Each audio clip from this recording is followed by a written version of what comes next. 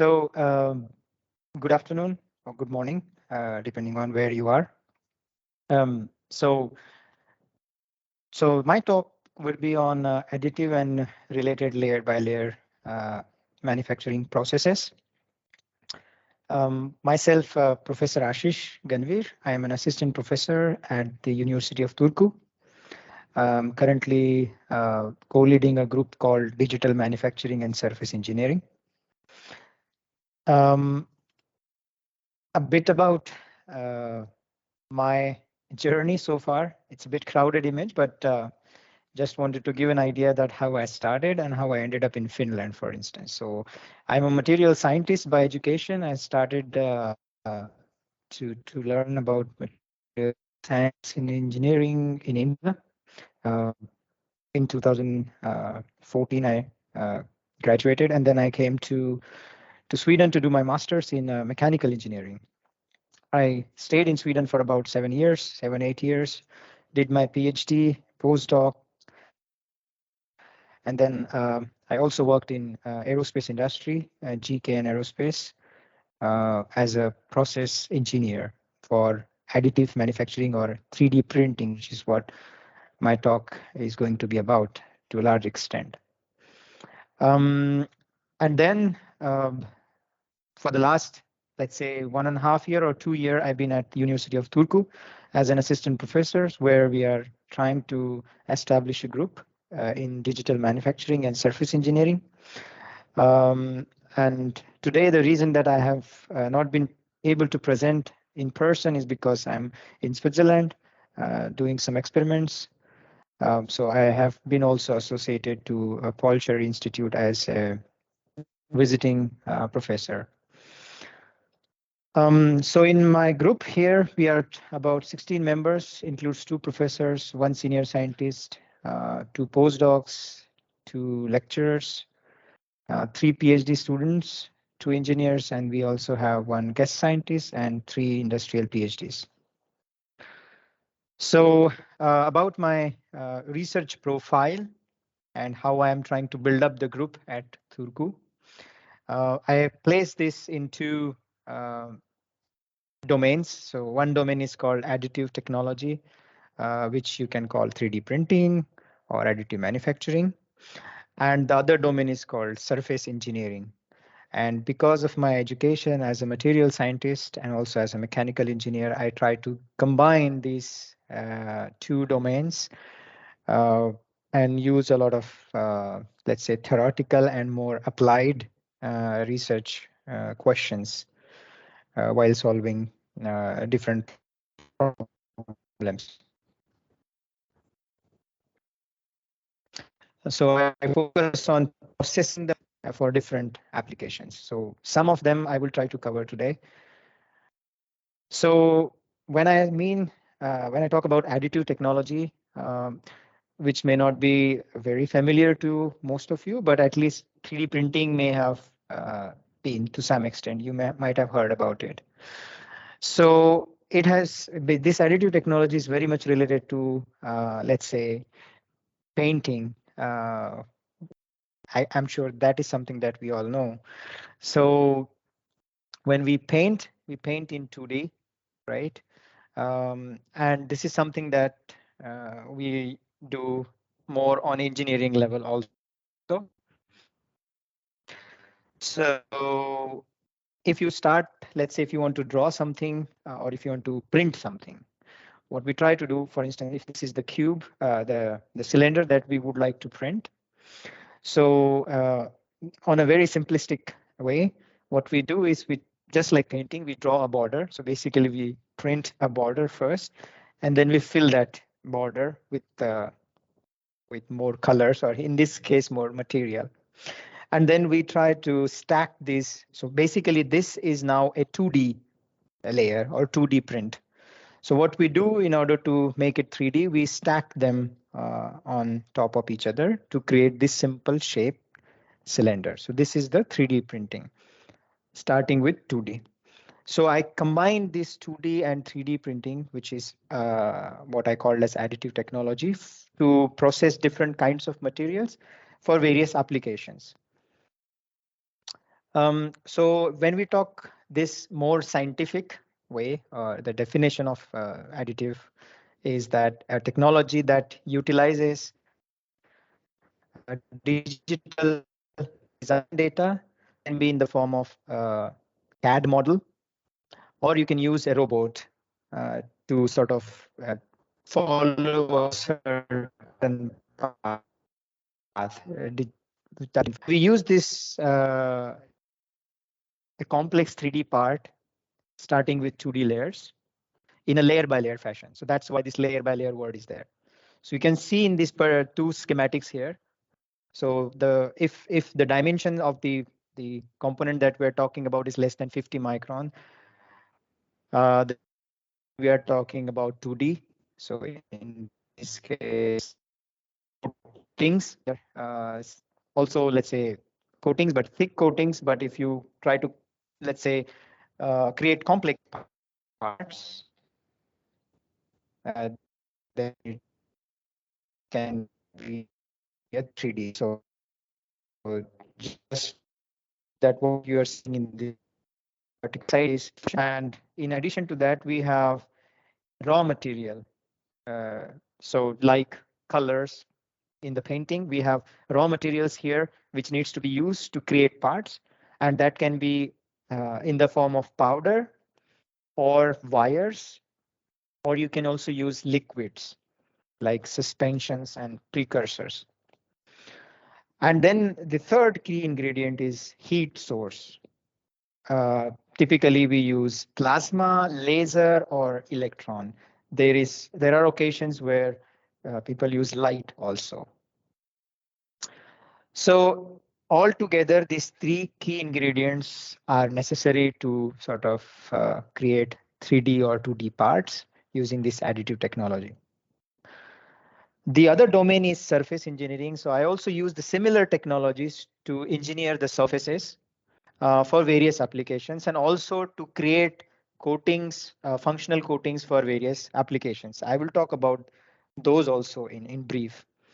So more scientific definition of surface engineering is, as per this ASTM handbook, a process where we do a treatment of the surface and near surface regions of a material, so that we allow the surface to perform functions that are distinct from those functions that are actually demanded from the actual part.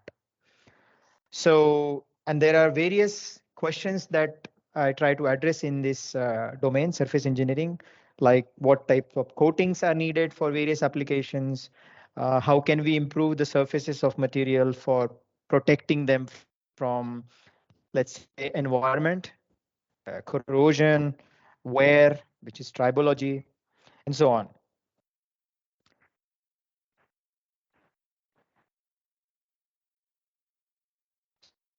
So technologies.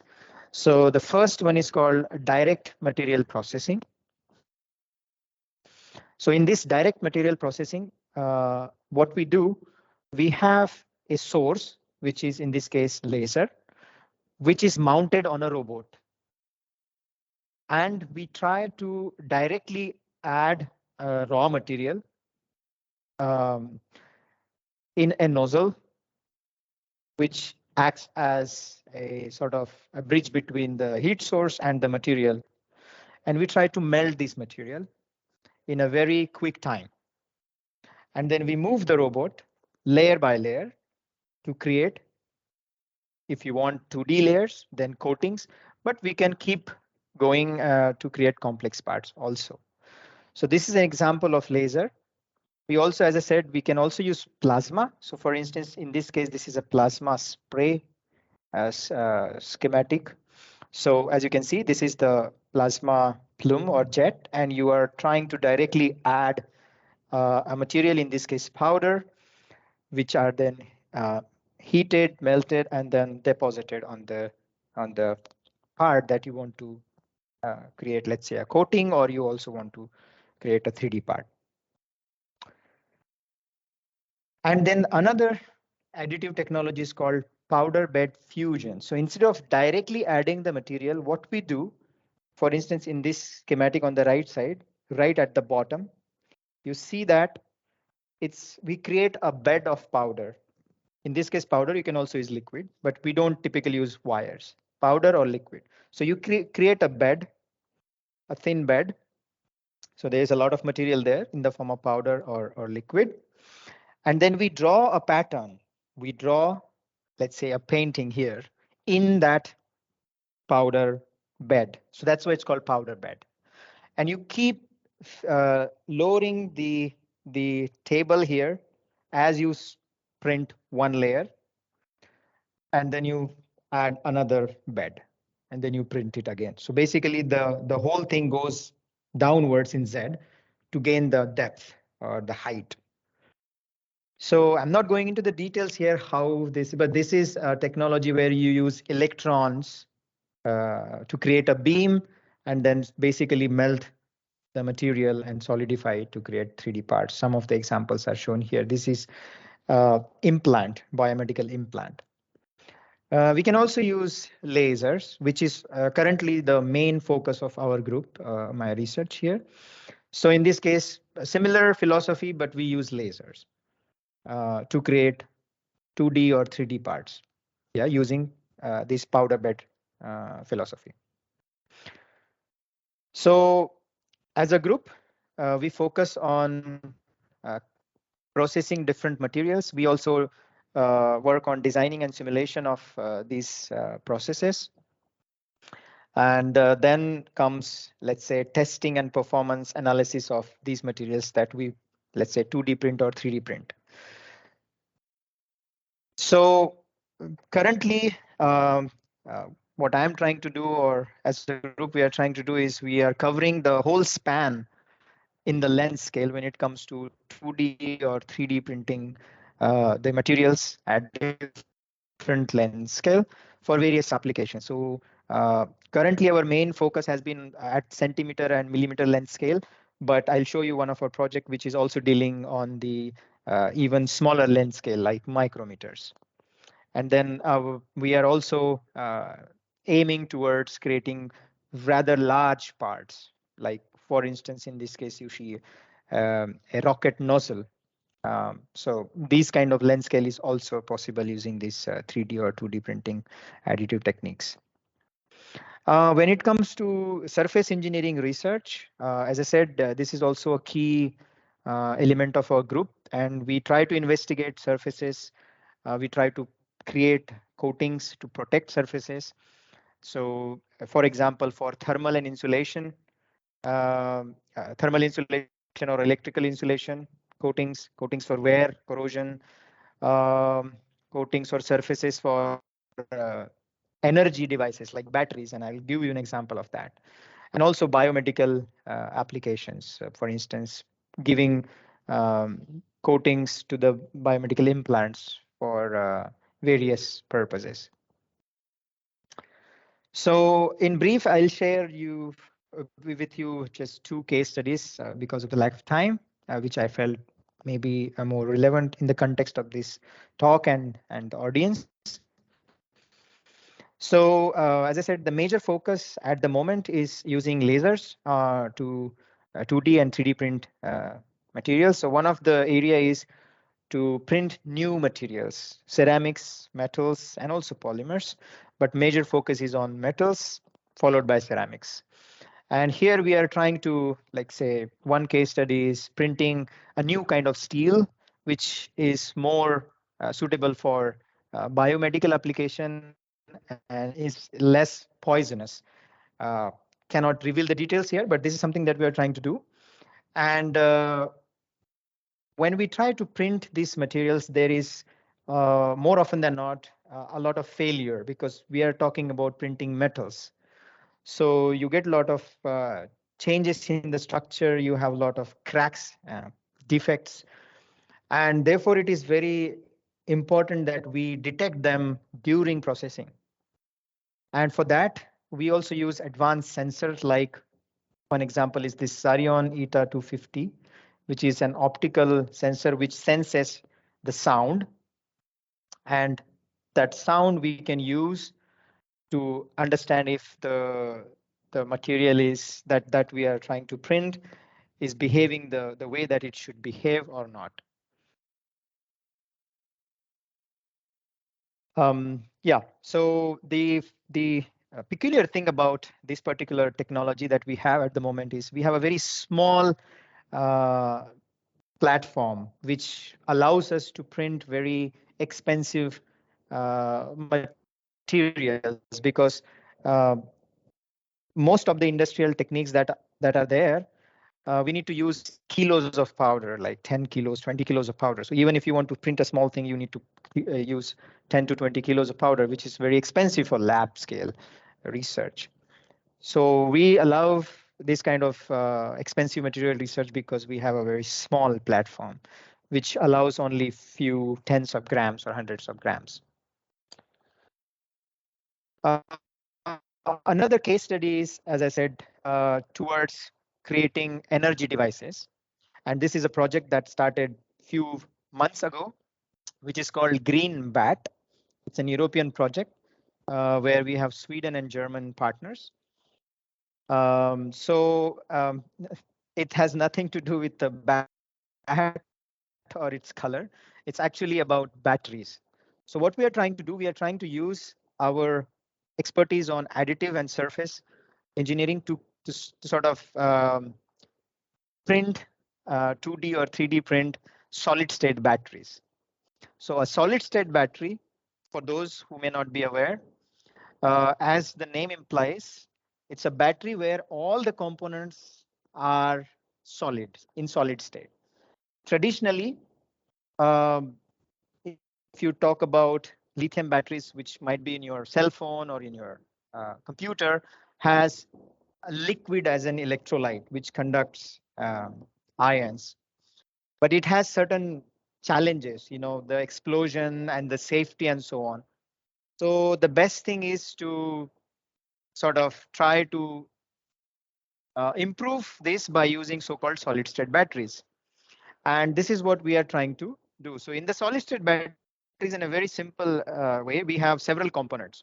We have current collectors on both sides. We have cathode and anode, and we also have electrolyte, all in solid form. And our ambition is to print them. And what we are trying to do here, we have basically, we will use plasma and laser as a heat source to sort of print these solid state batteries.